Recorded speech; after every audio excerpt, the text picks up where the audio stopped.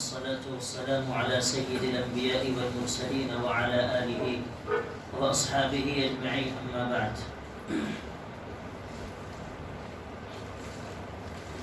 سورہ اعراف کی آیات کا سلسلہ جاری ہے اور پچھلے ہفتے آیت نمبر 186 تک کا درس ہوا. پچھلے جو آیات گزری ہیں پچھلے درس میں، ان آیات میں اللہ تبارک و تعالی نے اپنی قدرت کاملہ کے کھلے دلائل کو واضح کر دینے کے بعد مشرکین کے ایمان نہ لانے کا بیان فرمایا ہے، اور جب وہ ایمان نہیں لاتے تھے تو حضور اکرم صلی اللہ علیہ وسلم جو امت پر، جو قوم پر، انسانیت پر نہایت مشفق اور رحم دل، آپ علیہ السلام کو تکلیف ہوتی تھی دلی طور پر، اور آپ اندر اندر گھٹتے تھے، آپ کافی غمگین ہوتے تھے. تو اللہ تبارک و تعالیٰ نے آپ کی تسلی کے لیے آیت نازل فرمائی، اور آپ کی تسلی کا بھی بیان پچھلے درس میں ہوا. اللہ نے فرمایا کہ اے نبی، آپ کا کام تو صرف ہمارے احکام کو کھول کھول کر لوگوں کے سامنے بیان کر دینا ہے. آپ زبردستی کسی کو ہدایت پر نہیں لا سکتے. آپ کا کام ہدایت پر لانا نہیں ہے، صرف ہمارا پیغام پہنچا دینا ہے. ہدایت تو ہمارے قبضے میں ہے، اور ہدایت ہم اسے دیتے ہیں جو خود ہدایت کی طرف آنا بھی چاہے، اور جو ہدایت پر نہ آنا چاہے زبردستی ہم اسے ہدایت نہیں دیتے. جو ہدایت کے لیے کوشش کرتا ہے اس کو راہ راست کی توفیق دے دیتے ہیں، اور وہ صحیح راستے پر آ جاتا ہے. اور جو گمراہی کی طرف جانا چاہے تو ہم اسے اسی کی توفیق دے دیتے ہیں. لہذا ہدایت ہمارے ہاتھ میں ہے. ہم جسے ہدایت دے دیں وہ ہدایت پر آ جائے، اور جسے ہم ہدایت نہ دے دیں، جسے ہم گمراہی پر رکھیں، اس کی کجروی کی وجہ سے، اس کی اپنی کوشش کی وجہ سے کہ وہ ہدایت پر آنا ہی نہیں چاہتا ہے، تو اسے کوئی ہدایت نہیں دے سکتا ہے.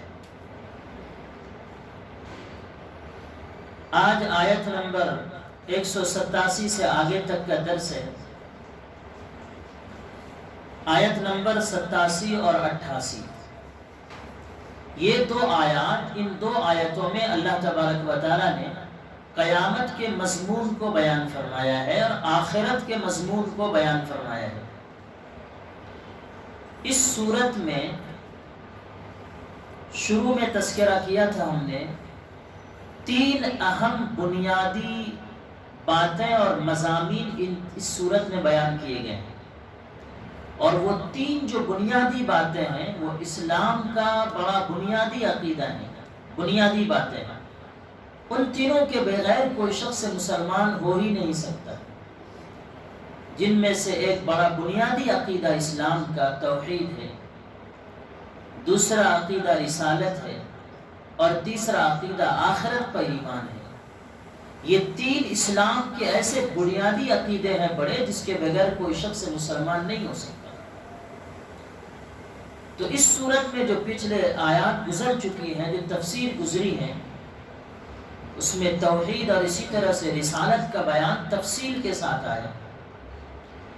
یہ جو 2 آیت ہیں آج کے درس میں، آیت نمبر 187 اور 188، آیت نمبر 187 اور 88 میں اللہ تبارک و تعالی نے آخرت کو بیان فرمایا ہے اور قیامت کے بارے میں بیان فرمایا ہے.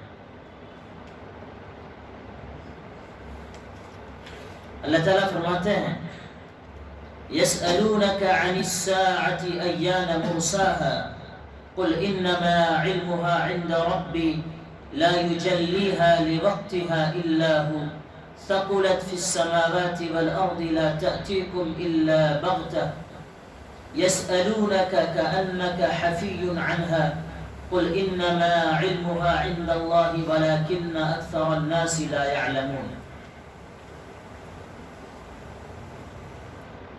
اے رسول، لوگ آپ سے قیامت کے بارے میں پوچھتے ہیں کہ وہ کب برپا ہوگی، قیامت کب آئے گی، لوگ آپ سے یہ سوال کرتے ہیں۔ آپ کہہ دیجئے کہ قیامت کا علم تو صرف میرے رب کے پاس ہے، وہی اسے اپنے وقت پر کھول کر دکھائے گا، کوئی اور نہیں۔ وہ آسمانوں اور زمین میں بڑی بھاری چیز ہے، جب آئے گی تو تمہارے پاس اچانک آ جائے گی۔ اور یہ لوگ آپ سے اسی طرح یہ پوچھتے ہیں جیسے آپ نے اس کی پوری تحقیق کر رکھی ہے۔ آپ کہہ دیجئے کہ اس کا علم صرف اللہ کے پاس ہے، لیکن اکثر لوگ اس بات کو نہیں جانتے۔ اس آیت کے نازل ہونے کا جو واقعہ ہے، اس کا جو سبب نزول ہے، بیک گراؤنڈ، یہ آیت کیوں اتری؟ تو تفسیر کے بڑے امام ابن جریر رحمۃ اللہ علیہ نے اپنی تفسیر میں بیان فرمایا ہے کہ مکے کے قریش اور مشرکین رسول اللہ صلی اللہ علیہ وسلم سے انہوں نے بطور مذاق کے یہ کہا، یہ پوچھا کہ آپ تو بڑا قیامت کے آنے کے بارے میں لوگوں کو بتلاتے ہیں، لوگوں کو قیامت سے ڈراتے ہیں۔ اگر آپ واقعی سچے ہیں تو آپ متعین کر کے بتلا دیجئے کہ قیامت کون سے ایئر میں، کس سال، کس تاریخ کو آئے گی۔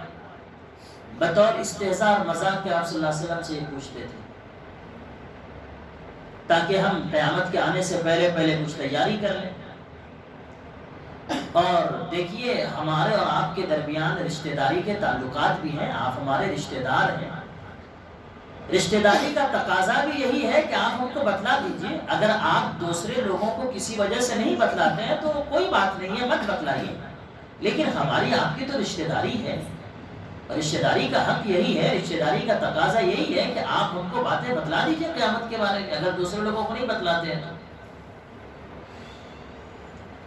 اس پر اللہ تعالیٰ نے یہ آیت کریمہ نازل فرمائی، اور آپ صلی اللہ علیہ وسلم سے اللہ نے فرما دیا کہ ان سے فرما دیجئے کہ قیامت کا صحیح اور متعین علم تو اللہ کے پاس ہے، میرے پاس اس کا علم نہیں ہے۔ اور سنو، قیامت بڑی ہولناک چیز ہے،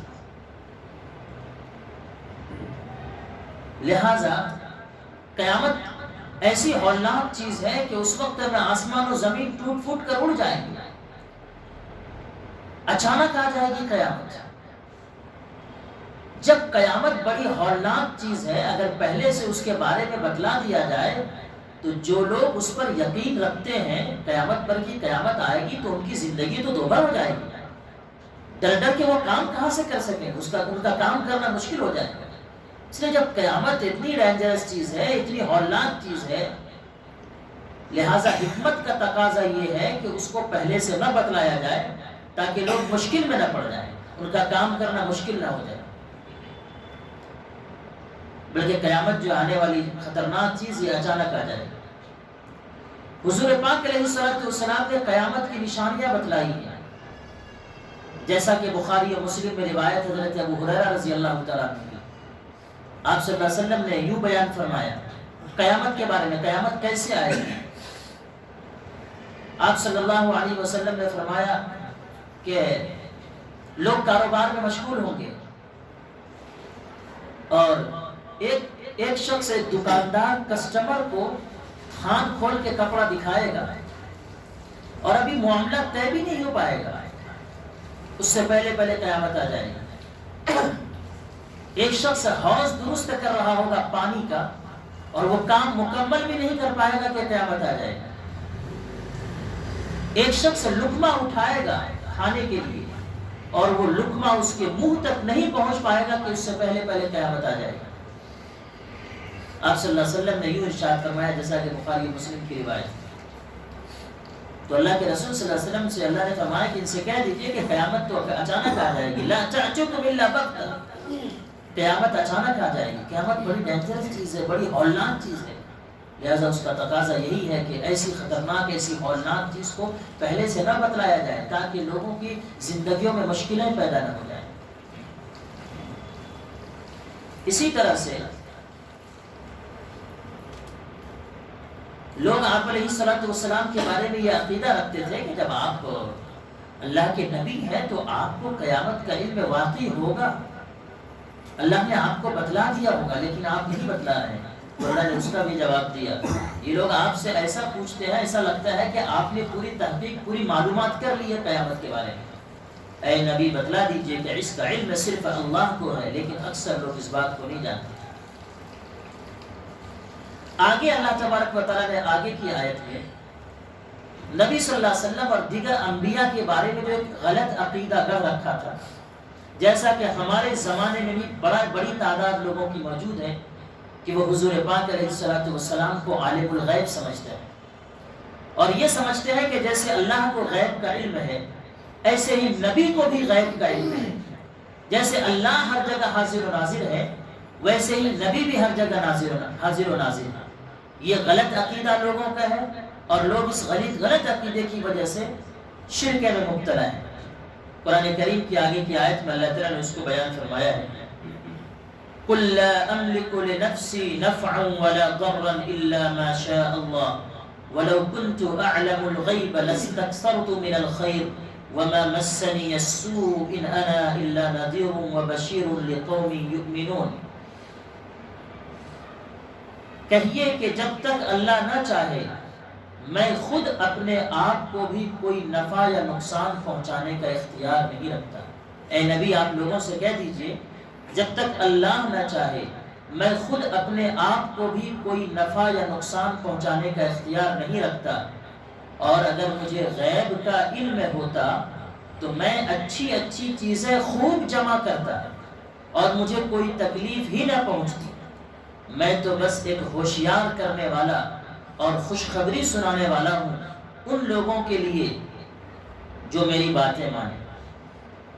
یعنی مطلب یہ ہے آیت کا کہ لوگوں نے جو آپ کے بارے میں عالم الغیب ہونے کا عقیدہ رکھ رکھا تھا، تو اللہ تعالیٰ نبی صلی اللہ علیہ وسلم سے کہہ رہے ہیں ان سے بتا دیجئے اگر مجھے غیب کی ساری باتیں معلوم ہو جایا کرتی تو میں تو دنیا کے سارے فائدے اکٹھے کر کے رکھ لیتا، کبھی مجھے کوئی تکلیف نہیں پہنچتی۔ کیونکہ جب مجھے پہلے سے معلوم ہوتا کہ اس چیز میں یہ فائدہ ہے یہ نقصان ہے تو فائدے کی چیزوں کو پہلے سے حاصل کر لیتا، مجھے کوئی نقصان ہی نہیں پہنچتی۔ حالانکہ ایسا واقعہ نہیں ہے، مجھے غیب کی ساری باتوں کا علم نہیں دیا گیا ہے، جو باتیں اللہ مجھے وحی کے ذریعے بتا دیتے ہیں بس انہی باتوں کا مجھے علم ہے۔ یہ ان کافروں کی تردید کے لیے ہے جو پیغمبر کے لیے ضروری سمجھتے تھے کہ اسے خدا تعالیٰ کے اختیارات حاصل ہیں، اور ان لوگوں کو بھی تنبیہ کی گئی ہے اس آیت میں جو پیغمبروں کی تعظیم میں حد سے نکل کر پیغمبروں کو خدائی کا درجہ دیتے تھے۔ جس شرک کو انبیاء کرام مٹانے کے لیے دنیا میں تشریف لائے تھے، ان کی تعظیم کے نام پر اسی شرک کو لوگ کرتے تھے۔ اس زمانے میں جیسے میں نے کہا بہت سے لوگ ہیں جو سمجھتے ہیں کہ نبی کو تو غیب کا علم ہے۔ صاف قرآن کریم کی آیت میں ہے، اللہ فرما رہا ہے نبی سے کہہ دیجئے کہ مجھے نفع اور نقصان پہنچانے والی کسی چیز کا علم نہیں ہے، غیب کا علم صرف اللہ کو ہے، اتنا ہی مجھے معلوم ہے جتنا اللہ مجھے وحی کے ذریعے سے بتا دیتے ہیں۔ اگر یہ چیز مجھے معلوم ہوتی تو نفع کی چیزوں کو میں لے لیتا، مجھے کبھی کوئی تکلیف ہی نہیں پہنچتی۔ اور اس کے واقعات بھی اللہ تبارک و تعالیٰ نے رونما کرا کر کے دنیا میں لوگوں کو بتلا دیا۔ صلح حدیبیہ کے موقع پر جیسا کہ مفتی شفیع عثمانی صاحب نے تفسیر معرف القرآن میں لکھا ہے واقعہ، اس کو سمجھانے کے لیے سن 6 ہجری میں رسول پاک علیہ السلام عمرہ کرنے کے ارادے سے نکلے ہیں، 1400 صحابہ ساتھ میں ہیں، حدیبیہ کے مقام پر پہنچے ہیں، مشرکین نے آپ کو وہیں روک دیا، مکے میں داخل ہونے نہیں دیا، یہاں تک کہ صحابہ کرام کو وہیں سے واپس لوٹنا پڑا۔ اگر حضور کو پہلے سے علم ہوتا کہ مشرکین مجھے، اگر آپ عالم الغیب ہوتے تو حضور کو پہلے سے معلوم ہوتا کہ مشرکین مجھ کو مکے میں داخل ہونے نہیں دیں گے، تو آپ جاتے کیوں؟ مکہ تک حرم کے قریب پہنچنے کے بعد آپ کو واپس آنا پڑ رہا ہے، تو کیا حضور کو علم غیب تھا؟ اگر علم غیب ہوتا تو حضور کو پہلے سے معلوم ہوتا نا کہ مشرکین مکے میں جانے نہیں دیں گے، تو پھر یہ آپ علیہ السلام 450 کلومیٹر دور کا سفر کیوں کرتے مکہ سے مدینہ؟ احد کے موقع پر مسلمانوں کو پہلے شکست ہوئی، مشرکین نے پیچھے سے حملہ کر دیا ایک غلطی کی وجہ سے، لیکن بعد میں اللہ تبارک و تعالیٰ نے فتح دے دی، یہاں تک کہ حضور کے دندان مبارک شہید ہو گئے۔ بعد میں اللہ نے اگرچہ فتح دے دی، حضور پاک علیہ السلام کو معلوم ہوتا تھا اگر کہ ایسا واقعہ پیش آیا تو صحابہ کرام کو پہلے سے آپ تنبیہ کر دیتے تھے، ایسا ایسا ہونے والا ہے، تم اپنی جگہ سے مت ہٹنا، اور آج ایسا ایسا واقعہ پیش آنے والا ہے۔ کیا حضور کو علم غیب تھا؟ یہ جو واقعات پیش آئے ہیں، اللہ تعالیٰ نے ان واقعات کو شاید دنیا میں دکھلا کر کے انسانوں کو تعلیم دی کہ غیب کا علم نبی کو نہیں ہوا کرتا ہے، عالم الغیب صرف اور صرف اللہ تعالیٰ ہے، اس کے علاوہ اور کوئی نہیں۔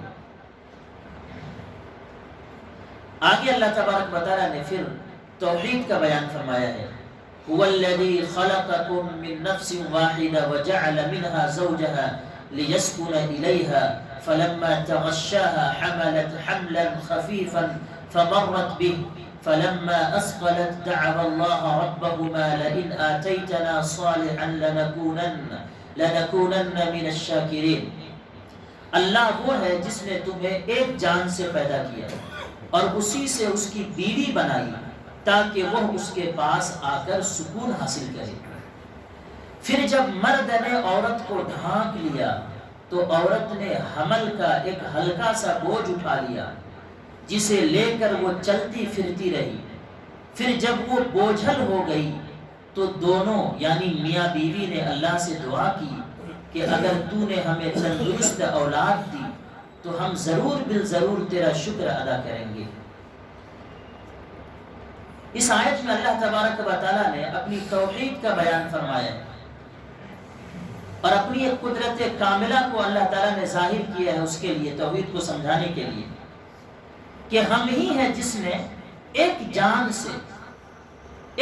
سے تم کو پیدا کیا۔ ایک جان سے مراد حضرت آدم علیہ السلام، اور پھر حضرت آدم علیہ السلام ہی سے اللہ نے حضرت حوا علیہ السلام کو پیدا فرمایا۔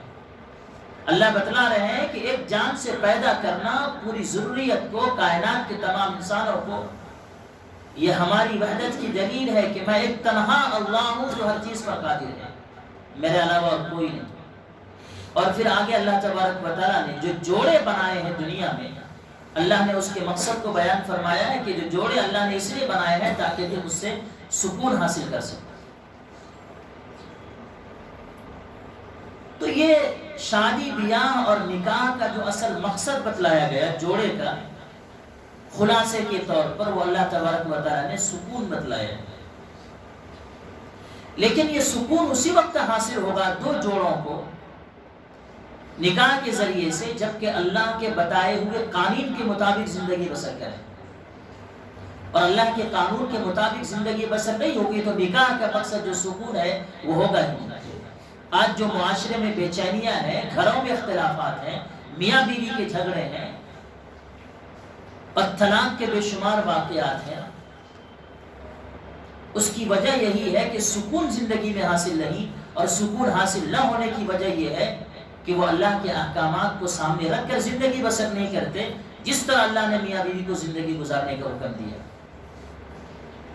اور پھر اسی آیت میں اللہ تبارک و تعالیٰ نے پیدائش کے سلسلے میں فرمایا کہ ابھی تک جب میاں بیوی دونوں رشتے نکاح سے جڑ گئے اور پھر ابھی تک جب خالی تھے دونوں، عورت جیسے چاہتی تھی چلتی پھرتی تھی، لیکن جب عورت حمل سے ہو گئی تو پھر میاں بیوی دونوں کو فکر ہونے لگی کہ پتہ نہیں بچہ کیسا ہوگا نہیں ہوگا، تو دونوں دعا کرنے لگے کہ اے اللہ اگر آپ نے ہم کو نیک صالح اولاد دے دیا تو ہم آپ کی شکر گزاری کریں گے۔ جب ایک عورت کو حمل ٹھہرتا ہے تو ماں باپ دونوں کو فکر ہوتی ہے پتہ نہیں ہونے والا بچہ کیسا ہوگا، اس لیے کہ مشاہدے میں آیا ہے کہ بہت بچے ایسے ہوتے ہیں جو ناقص الخلقت پیدا ہوتے ہیں، اس کا کوئی حصہ جسم کا نہیں ہوتا ہے۔ کوئی بچہ ایسا ہوتا ہے جو بہرا اور گونگا پیدا ہوتا ہے، کوئی بچہ ایسا ہوتا ہے جو دماغ کے اعتبار سے کمزور ہوتا ہے، تو دونوں کو فکر ہوتی ہے۔ تو اس وقت میں ماں باپ دونوں دعا کرتے ہیں کہ اے اللہ اگر آپ نے ہم کو نیک صالح اچھا خوبصورت اور ہر عیب سے پاک بچہ عطا کر دیا تو ہم آپ کے شکر گزاری کریں. جب اللہ تبارک و تعالیٰ نے ان کو جب اللہ تعالیٰ نے ان کو صحیح سالم بچہ عطا کر دیا تو اب اللہ تعالیٰ کی شکر گزاری کا طریقہ یہ تھا کہ اللہ تبارک و تعالیٰ کے احکام پر عمل کرتے تھے، اللہ تعالیٰ کے خلاف کوئی کام نہ کرتے تھے، شرک سے بچتے تھے. لیکن انسان نے عجیب عمل کیا کہ جب اللہ تبارک و تعالیٰ نے صحیح سالم بچہ دے دیا تو پھر واپس اللہ تعالیٰ کے بارے میں جو شرک کرنے لگے، بلکہ یہی بچہ کبھی کبھی ان کے شرک کا ذریعہ بن جاتا ہے. شرک کا ذریعہ کیسے بن جاتا ہے؟ یہی بچہ جو اللہ تعالیٰ نے اپنی قدرت سے ان کو عطا کیا، صحیح سالم دیا، کبھی تو اس بچے کا نام ایسا رکھ لیتے ہیں کہ جس سے شرک جھلکتا ہے. بندہ علی نام رکھ لیا، اس نام سے علی کا بندہ، یہ کیا ہے؟ جس سے ظاہر ہوتا ہے کہ بچہ اللہ نے نہیں دیا بلکہ کسی اور سے ملا ہے. کبھی تو اس بچے کو لے جا کر چوکھٹ پر رکھ دیتے ہیں کسی بزرگ کے، جس سے معلوم ہوتا ہے کہ خدا نے اپنی قدرت سے یہ بچہ نہیں دیا بلکہ یہ بچہ ان کو کسی بزرگ کی برکت سے، کسی بزرگ کے ذریعے سے ان کی برکت سے حاصل ہوا ہے.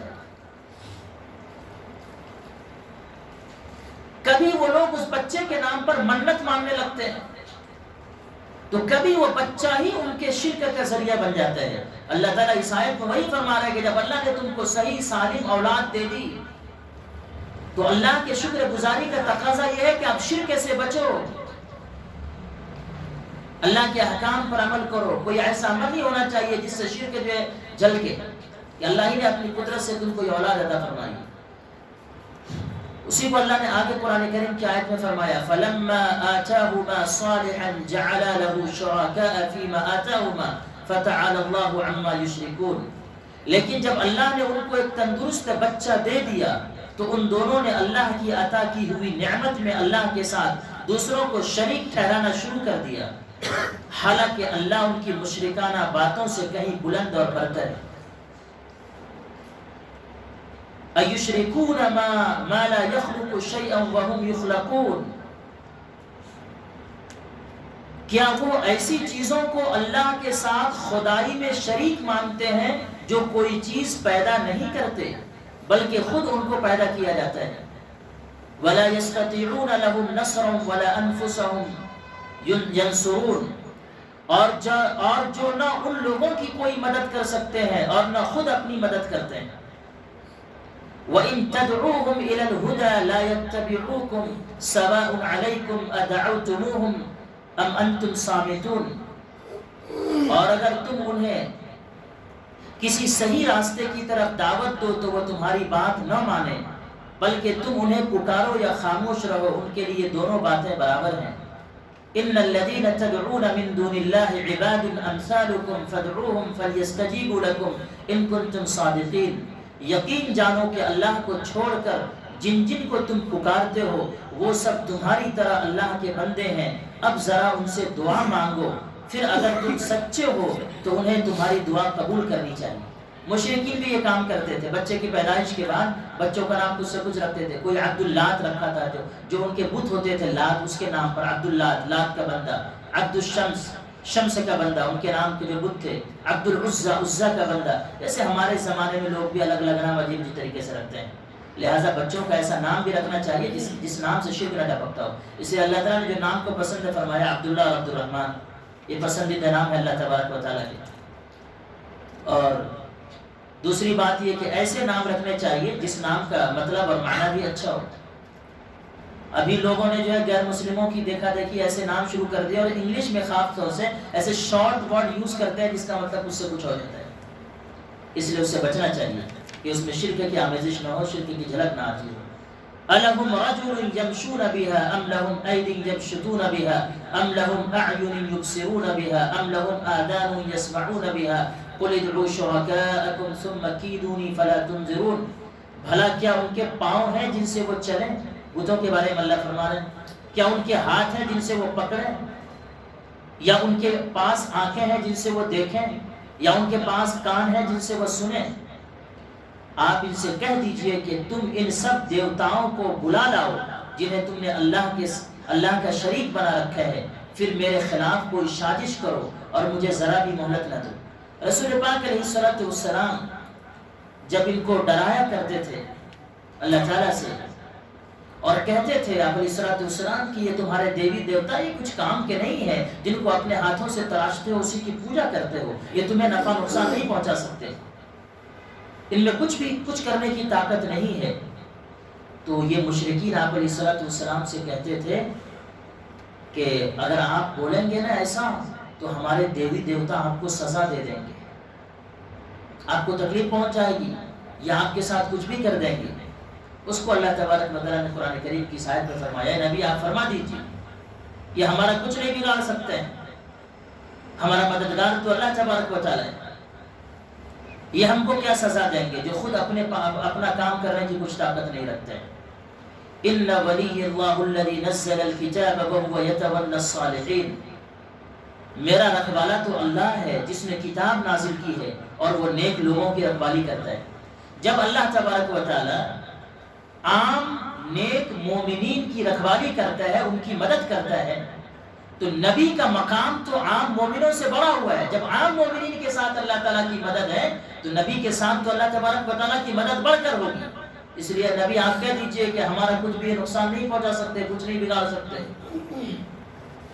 والذین تدعون من دونه لا يستطيعون نصركم ولا انفسهم ينصرون۔